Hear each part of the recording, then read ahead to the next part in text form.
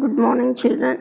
ఈరోజు మన VRK education నందు హిరణ్యకుని ఆత్మకథని కాకికి తాబేలుకు వివరించు విధానమును విష్ణు శర్మ తనతో వచ్చిన రాజకుమారులకు ఈ విధంగా చెప్పసాగాడు. హిరణ్యకుడు ఒకప్పుడు పట్టణంలో పాడుబడిన సత్రం గోడ కింద నివాసం ఏర్పరచుకొని అందులో ఉండేవాడు. ఆ సత్రంలో ఎందరెందరో రకరకాల వాళ్ళు వచ్చి రాత్రి పడుకొని పొద్దున వెళ్ళిపోయేవారు. ఒక సన్యాసి మాత్రం ఉదయము ఊళ్ళ మీదకు వెళ్ళి అన్నము కూరలు తెచ్చుకొని అందులో సగభాగము తినేవాడు, సగభాగము రాత్రికని దాచుకునేవాడు. ఆ దాచుకోవడం ఒక సంచిలో పెట్టి గోడకున్న మేకుకు తగిలించేవాడు. అతడు లేని సమయంలో హిరణ్యకుడు సంచిలోని అన్నము కూరలను తీసుకుని వెళ్ళి తన నివాసంలో ఉంచుకునేవాడు. కడుపుకి పట్టినంత తిని మిగతాది రాత్రికి దాచుకునేవాడు. ఇది ఆ సన్యాసి తెలుసుకున్నాడు.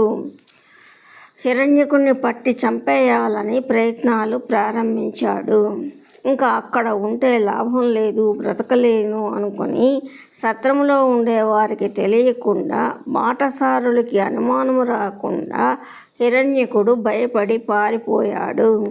అక్కడే దగ్గరలో ఒక చెట్టు కింద నక్కి సన్యాసి చేస్తున్న పనులన్నీ చూడసాగాడు. అప్పుడు హిరణ్యకుడు తనలో తను ఇలా అనుకుంటూ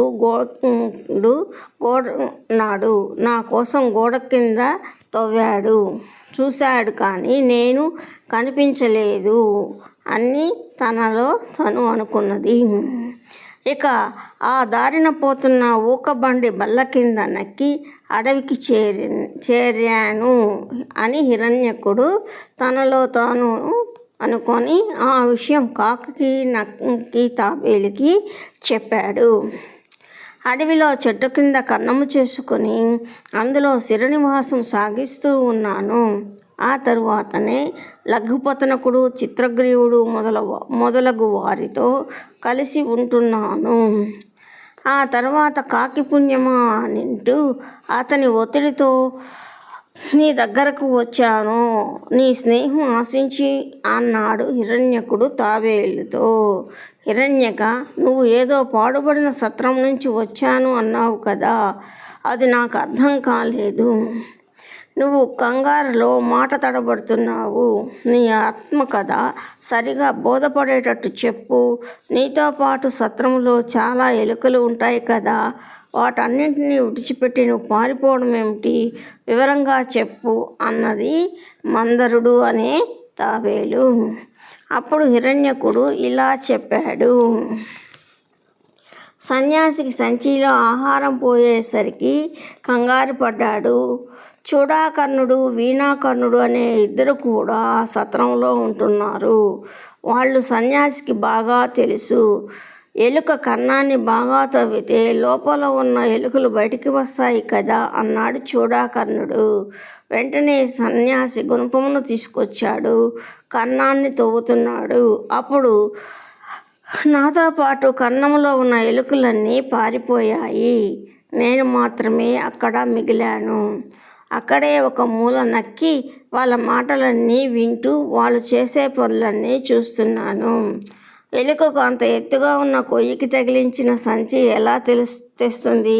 పైకెగిరే శక్తి దానికి లేదు. అక్కడికి వెళ్ళి సంచిలో ఆహారం ఎలా తీసుకెళ్ళింది? దీనికి ఏదో కారణం లేకుండా ఉండదు. కారణం అనేది ఉండకుండా ఏ పని ఎవరూ చేయరు. దీనికి మరొక కథను మరొక వీడియోలో జాగ్రత్తతో చెప్తాను అని ఈ కథను చూడాకర్ణుడు చెప్పాడు. ఇది పిల్లలు. ఈ స్టోరీ నచ్చితే లైక్, షేర్, సబ్స్క్రైబ్. మరొక వీడియోతో మన విఆర్కే ఎడ్యుకేషన్.